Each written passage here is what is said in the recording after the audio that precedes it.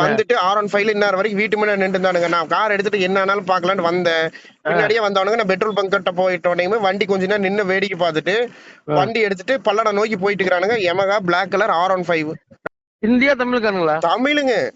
பூராத்துக்குமே 26 வயசுக்குள்ளதான் இருக்குமாமாங்க. 6 பேருங்க, ஒரு ஆள் 2 ஆள் கிடையாதுங்க. நான் இப்போ ஸ்ரீபதி கிட்ட நின்று இருந்தா பல்லடமே தாண்டிட்டானுங்க.